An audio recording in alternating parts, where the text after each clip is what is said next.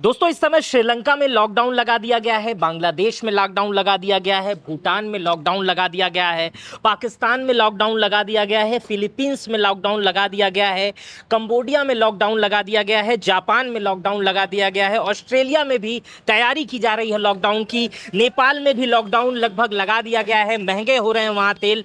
Myanmar में भी lockdown लगा दिया गया है, इजिप्ट में भी लॉकडाउन लगा दिया गया है, केन्या से भी रिपोर्ट आ रही है कि वहाँ भी लॉकडाउन लगा दिया गया है, न्यूजीलैंड में भी लॉकडाउन लगाने की बातचीत चल रही है और स्लोवानिया और लागोस में भी लगभग लॉकडाउन की स्थिति है। दोस्तों ये वैसा लॉकडाउन नहीं है जैसा लॉकडाउन पेंडेमिक के समय, कोरोना के समय लगा था। ये लॉकडाउन कंट्रोल्ड लॉकडाउन है और इस लॉकडाउन को नए शब्द से आप परिभाषित कर सकते हैं, कंट्रोल्ड लॉकडाउन, जो आने वाले समय में भारत में भी जिसकी संभावना जताई जा रही है। मैं इस समय उत्तर प्रदेश के गोरखपुर के एक पेट्रोल पंप पे हूँ, जहाँ पर लोगों की भारी संख्या देखी जा रही है। लोग अपने गाड़ियों में तेल डलवा रहे हैं। हालांकि सरकार की तरफ से यहाँ ऐसा कोई बयान जारी नहीं किया गया है कि इतनी मात्रा में तेल दिया जाएगा या इतनी मात्रा में तेल दिया जाएगा, लेकिन फिर भी आप देखेंगे कि लोग पैनिक बाइंग कर रहे हैं। इसे पैनिक बाइंग कह सकते हैं। जिस तरह कंट्रोल लॉकडाउन है उसी तरह पैनिक बाइंग कह सकते हैं।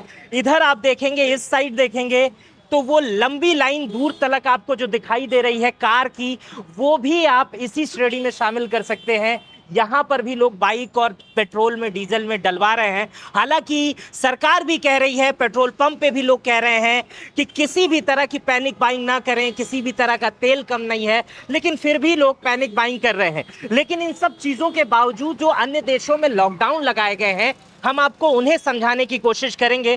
मैं कहूँगा कि मेरे साथी आप इधर आ जाएं। श्रीलंका में जो दोस्तों लॉकडाउन लगाया गया है श्रीलंका में, उसमें बुधवार को सार्वजनिक अवकाश कर दिया गया है। बुधवार को श्रीलंका बंद रहेगा ताकि लोग गाड़ियों से बाहर ना निकल सके। वहाँ ईंधनों की समय सीमा तय कर दी गई है और ईंधन कितने दिए जाएंगे ये भी तय कर दिया गया है। जैसे किसी पेट्रोल पंप पे 200 रुपए से ज़्यादा का तेल या 500 रुपए से ज़्यादा का तेल नहीं मिलेगा। श्रीलंका में ऐसी स्थिति हो गई है।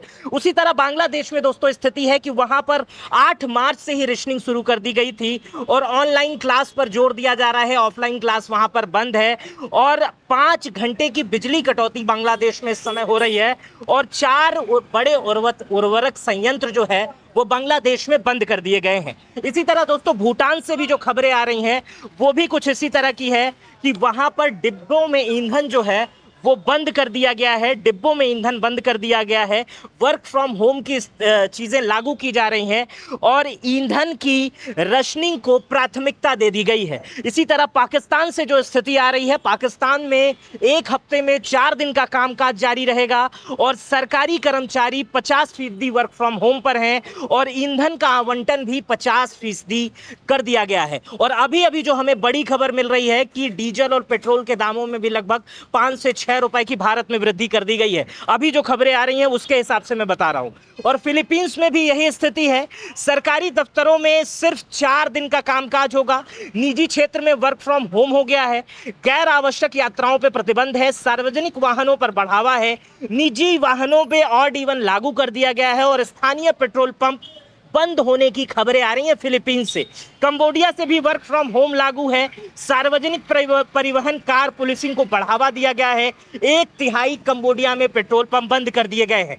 जापान भी अपने तेल स्टॉक को रिलीज कर रहा है जो उसने स्टॉक रखा था, क्योंकि जापान 95% तेल को आयात करता है, इसलिए जापान पर एक बड़ा बर्डन पड़ा है। जापान में भी स्कूल जो है वो घर से शुरू हो गए हैं, ऑनलाइन क्लासेस शुरू हो गई हैं। ऑस्ट्रेलिया और नेपाल से भी तेल के दामों में भारी बढ़ोतरी की खबर आ रही है कि तेल के दामों को बढ़ा दिया जा रहा है।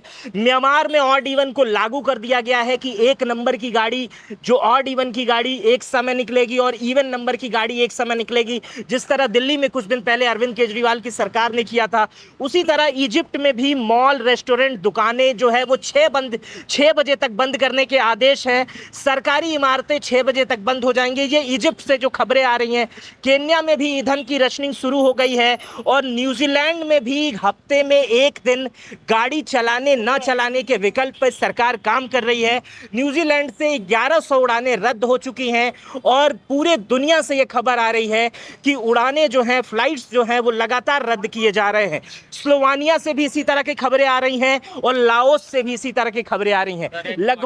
लगभग 20 दिन ऐसे हैं, 20 से 25 देश इस समय दुनिया भर में ऐसे हैं जहां पर ये खबरें आ रही हैं, जहां पर तेल की कमी, ईंधन की कमी के कारण इस समय पूरी तरह से पैनिक बाइंग हो रही है। आप देख रहे हैं कि लगातार पैनिक बाइंग लोग कर रहे हैं। लोगों के मन में क्या है ये लोग जानते हैं, लेकिन प्रधानमंत्री मोदी ने जब 23 तारीख को संसद भवन में बोला कि कोरोना जैसी स्थिति है और आ सकती है, उसके बाद से पैनिक बाइंग शुरू हो गया।